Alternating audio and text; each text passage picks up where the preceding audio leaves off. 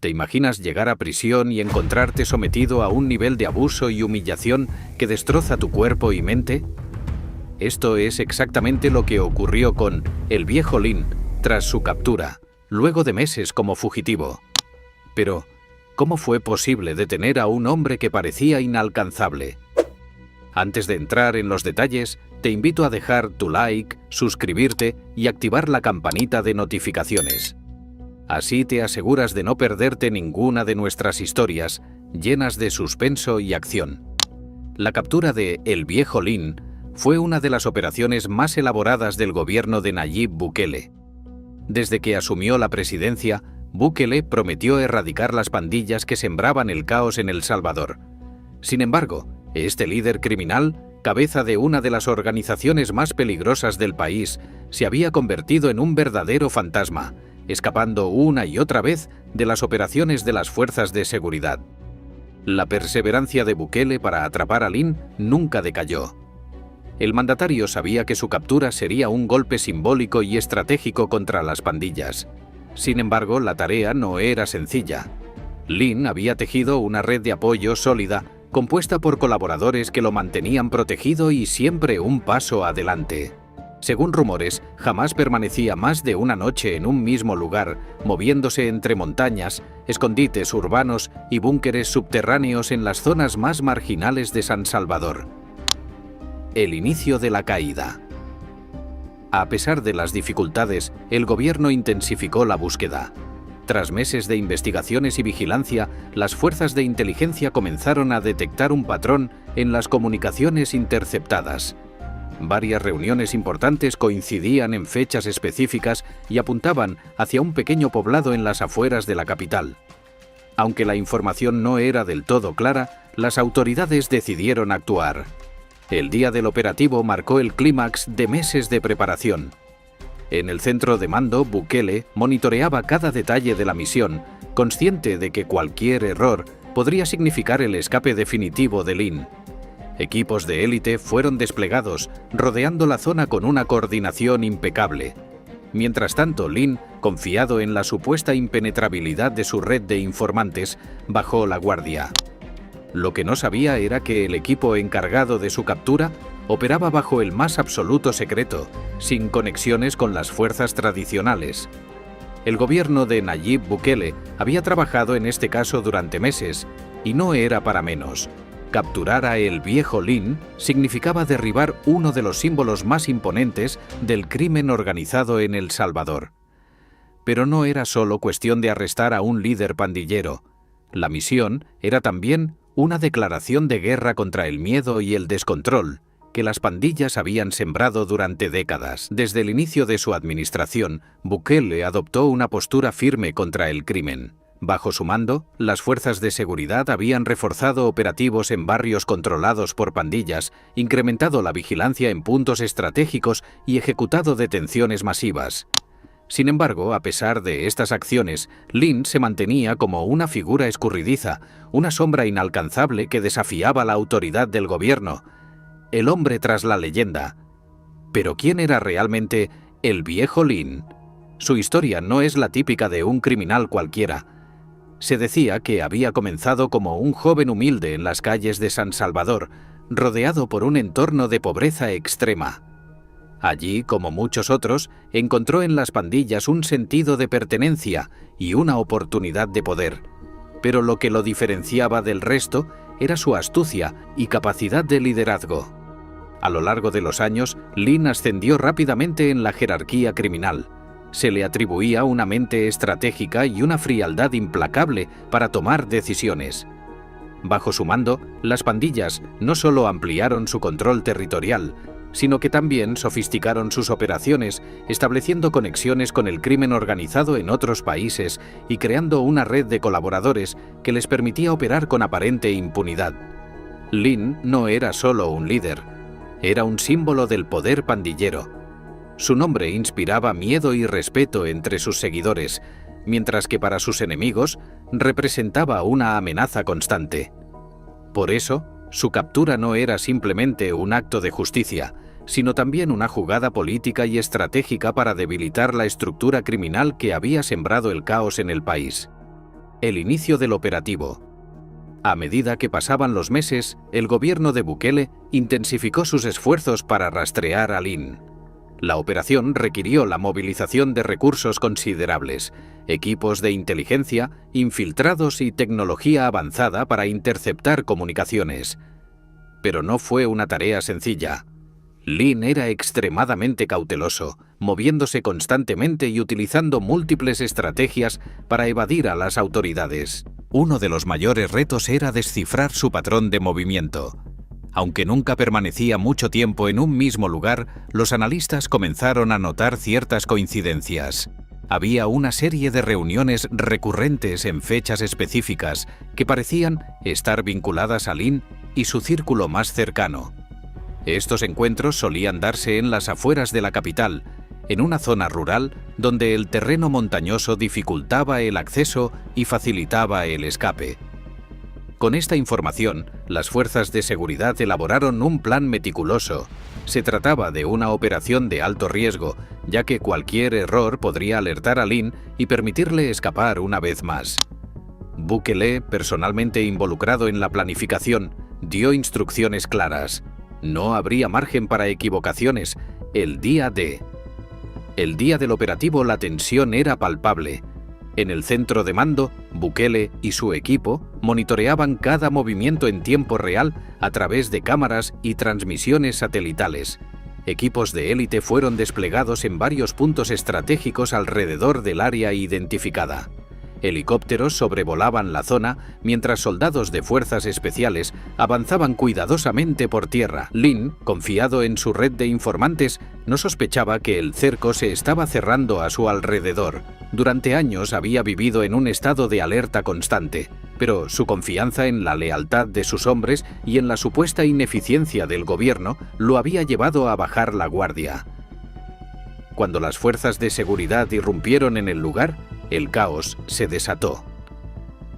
Los primeros en reaccionar fueron los hombres de Lin, quienes trataron de defender la entrada con armas de fuego.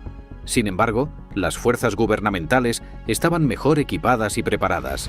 Los enfrentamientos fueron breves pero intensos, dejando claro que los soldados no se detendrían hasta cumplir su objetivo. Lin, al escuchar los disparos, intentó escapar. Dentro del búnker donde se escondía, había un túnel subterráneo que conectaba con el bosque cercano.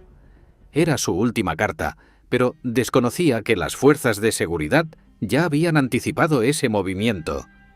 Uno de los equipos de élite había sido asignado específicamente para bloquear esa salida.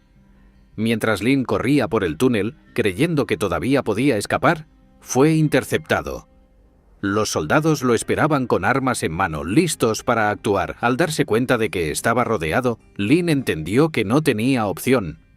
Aunque había sido un hombre conocido por su dureza y valentía, ese día se rindió sin resistencia. Sabía que su tiempo como líder había llegado a su fin. Bajo las luces de los helicópteros, esposado y rodeado de soldados, el viejo Lin fue escoltado fuera del escondite. Las cámaras registraron cada instante, difundiendo las imágenes a nivel nacional e internacional. Era un momento histórico. El hombre que durante años había sido intocable estaba ahora bajo custodia. El impacto inmediato. La noticia de la captura se propagó rápidamente. En las calles de San Salvador, las reacciones fueron mixtas. Muchos celebraban el arresto como un paso importante hacia la paz, mientras que otros temían represalias por parte de los seguidores de Lin. La captura, aunque simbólicamente poderosa, no marcaba el fin del conflicto. Bukele y su equipo sabían que la lucha contra las pandillas estaba lejos de terminar. Traslado a prisión. La captura de El Viejo Lin fue solo el primer paso en un proceso que el gobierno de Bukele había planeado meticulosamente. El traslado del líder pandillero a una prisión de máxima seguridad debía realizarse con extrema precaución. Había temores de que miembros de su organización intentaran rescatarlo o realizar un ataque como represalia. Por ello, el operativo incluyó un despliegue masivo de soldados y vehículos blindados, además de helicópteros que sobrevolaban la ruta de traslado. Lin, esposado y escoltado por varios agentes armados, mantenía una expresión neutra. No decía nada, pero sus ojos reflejaban una mezcla de resignación y rabia contenida. Sabía que cualquier intento de escapar sería inútil. El gobierno había dejado claro que no escatimaría recursos para asegurarse de que permaneciera tras las rejas. Al llegar a la prisión, el protocolo fue riguroso. Lin fue sometido a una serie de procedimientos de seguridad que incluían revisiones exhaustivas y el aislamiento inmediato en una celda especial. Este espacio no tenía contacto alguno con otros prisioneros y estaba diseñado específicamente para evitar cualquier comunicación con el exterior.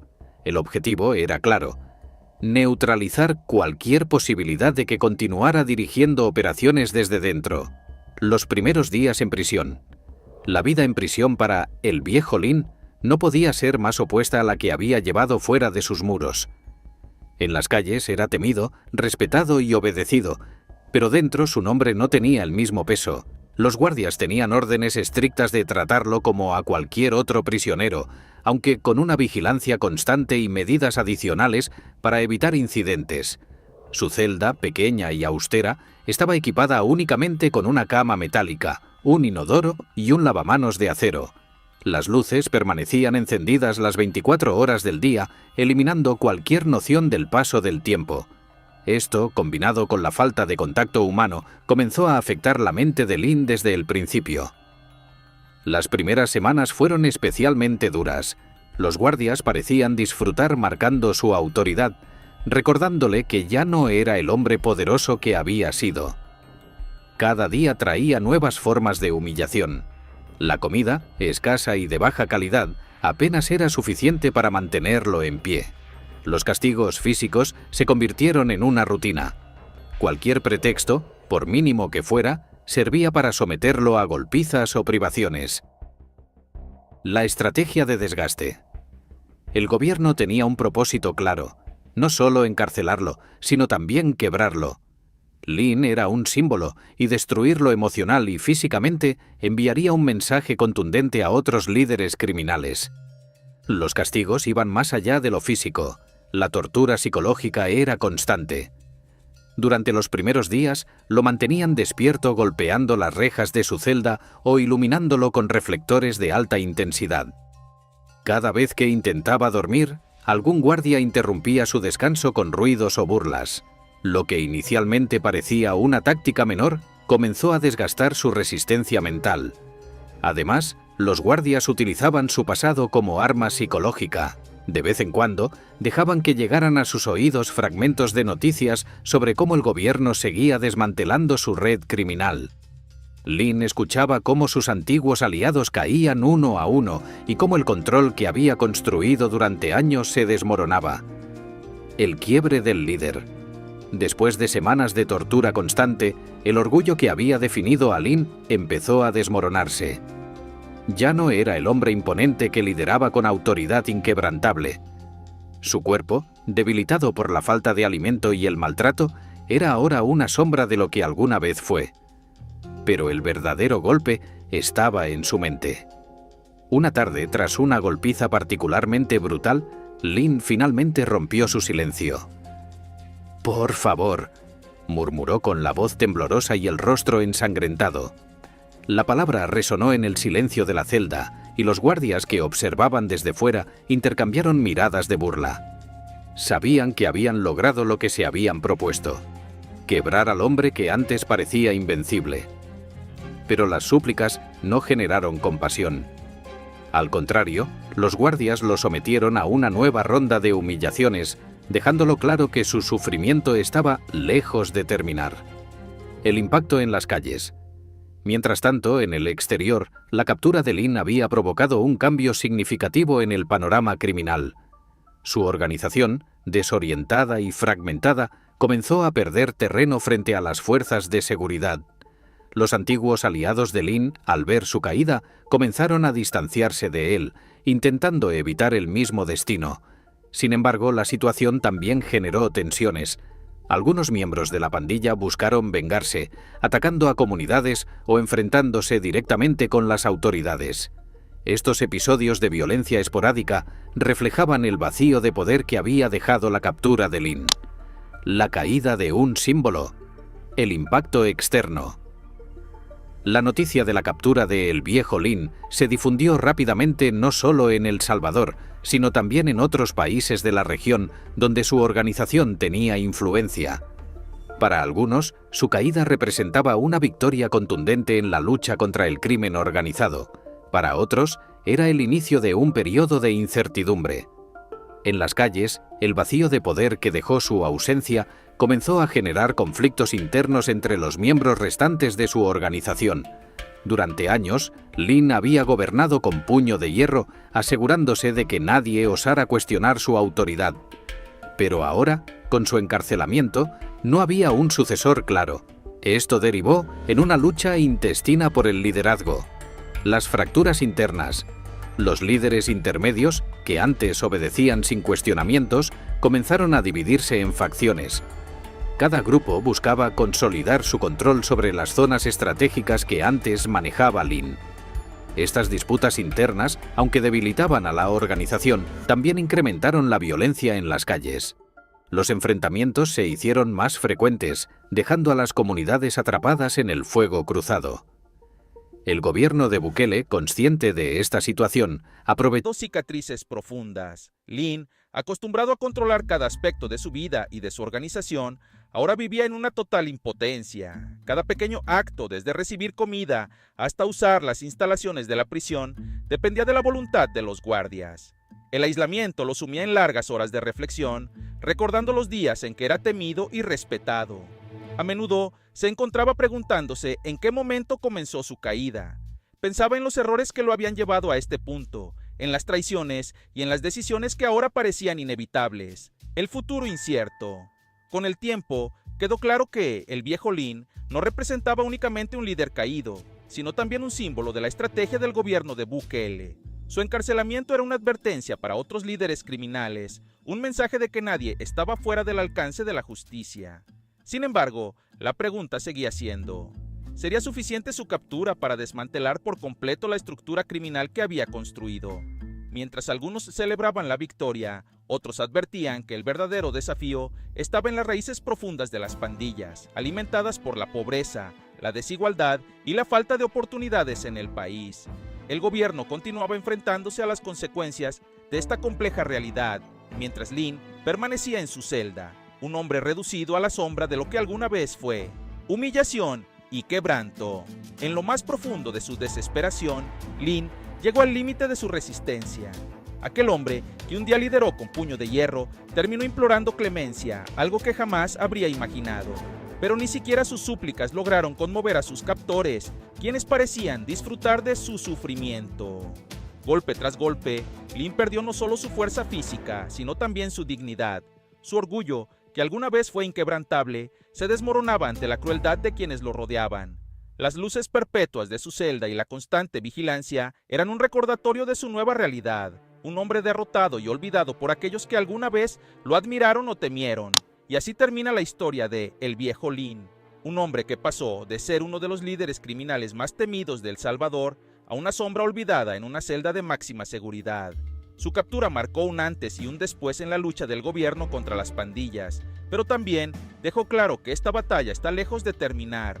Mientras tanto, la sociedad salvadoreña sigue enfrentando las consecuencias de un sistema que, aunque debilitado, aún tiene raíces profundas en las comunidades más vulnerables. ¿Será suficiente este golpe para acabar con una estructura tan arraigada? Solo el tiempo lo dirá. Si te atrapó esta historia, no olvides dejar tu like, suscribirte y activar la campanita para que no te pierdas nuestras próximas historias. Nos vemos en el siguiente video.